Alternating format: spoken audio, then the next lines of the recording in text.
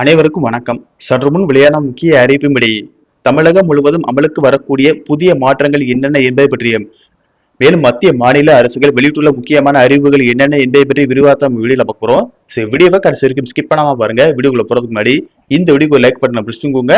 இப்பதான் இந்த சேனலுக்கு ஃபர்ஸ்ட் டைம் வரீங்கன்னா சப்ஸ்கிரைப் பட்டனை பிரஸ் பண்ணிக்கோங்க. கூடவே பெல் ஐகான் பட்டனை பிரஸ் பண்ணிக்கோங்க. வாங்க வீடியோக்குள்ள போகலாம். இந்தியாவில் ஏப்ரல் 1ஆம் தேதி ஒவ்வொரு நிதியாண்டின் தொடக்கத்திலும் பல்வேறு புதிய நிதி மற்றும் நிர்வாக விதிமுறைகள் அமலுக்கு வருவது வழக்கம். அந்த வகையில் வரும் ஏப்ரல் 1ஆம் தேதி முதல் அமலுக்கு வர உள்ள மிக முக்கியமான மாற்றங்கள் என்னென்ன என்பதை பற்றி இங்கே பார்ப்போம்.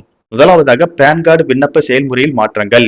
பிறந்த தேதிக்கான ஆதாரமாக ஆதார் கார்டை மட்டும் ஏற்காத வகையில் வருமான வரித்துறை பான் கார்டு விண்ணப்ப விதிகளை கடுமையாக்கி உள்ளது. 10ஆம் வகுப்பு சான்றிதழ் மற்றும் பாஸ்போர்ட் போன்ற ஆவணங்கள் இப்போது கட்டாயமாக்கப்பட்டுள்ளன. அடுத்த அறிவிப்பாக ரேஷன் விநியோகத்தில் அதிரடி மாற்றம். கோடை காலத்தின் கடும் வெப்பத்தை கருத்தில் கொண்டும் பொதுமக்களின் அலைச்சலை குறைக்கவும் மத்திய அரசு ஒரு முக்கிய முடிவை எடுத்துள்ளது. ஏப்ரல், மே மற்றும் ஜூன் ஆகிய 3 மாதங்களுக்கான ரேஷன் பொருட்கள் ஏப்ரல் மாதத்திலேயே ஒரே தவணையாக வழங்கப்பட உள்ளன.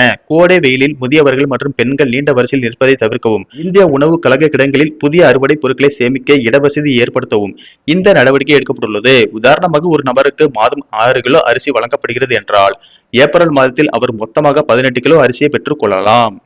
அடுத்த அறிவிப்பாக எரிபொருள் விலைகள் புதிய மாற்றம். PNG, CNG மற்றும் விமான டர்பைன் பொருட்கள் உள்ளிட்ட எரிபொருட்கள் விலைகள் ஏப்ரல் 1 முதல் திருத்தி அமைக்கப்படும். இது நாடு முழுவதும் விமான கட்டணங்களையும் தினசரி போக்குவரத்து செலவுகளையும் நேரடியாக பாதிக்கும். அடுத்த அறிவிப்பாக வங்கி பரிவர்த்தனைகள் புதிய மாற்றம். ஏப்ரல் 1 முதல் HDFC வங்கி போன்ற வங்கிகள் UPI ATM மூலம் பணம் எடுப்பதை தங்களின் இலவச வரம்பில் சேர்க்கும். 5 பரிவர்த்தனைகளுக்கு மேல் ஒரு பரிவர்த்தனைக்கு ரூபாய் 23 கட்டணம் வசூலிக்கப்படும். பந்தன் வங்கி வாடிக்கையாளர்கள் பெருநகரங்களில் 3 இலவச பரிவர்த்தனைகளையும் பெருநகரங்கள் அல்லாத நகரங்களில் 5 இலவச பரிவர்த்தனைகளையும் பயன்படுத்திக் கொள்ளலாம். அதன் பிறகு கூடுதல் கட்டணங்கள் பொருந்தும். அடுத்த அறிவிப்பாக இந்திய ரயில்வே முக்கிய அறிவிப்பு. இந்திய ரயில்வே தனது ரத்து செய்தல் கொள்கையை திருத்தியுள்ளது. அதன்படி புறப்படுவதற்கு 8 மணி நேரத்துக்குள் பயண சீட்டுகள் ரத்து செய்யப்பட்டால் பணம் திரும்ப அளிக்கப்படாது என்று தெரிவிக்கப்பட்டுள்ளது. முன்னதாக இந்த காலக்கெடு 4 மணி நேரமாக இருந்தது என்பது குறிப்பிடத்தக்கது.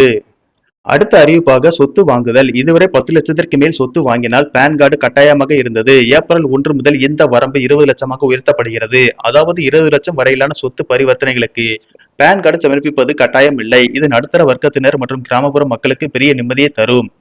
சொத்துக்களைப் போலவே குறிப்பிட்ட விலைக்கு அதிகமான வாகனங்கள் வாங்கும் போது பான் கார்டு விவரங்கள் குறிப்பிடப்படுவது கட்டாயமாக்கப்பட்டுள்ளது. குறிப்பாக 5 லட்சத்திற்கு மேலான உயர் ரக பைக்குகள் அல்லது கார்கள் வாங்கும் போது இது வெளிப்படைத்தன்மைக்காக பான் கார்டு அவசியமாகிறது.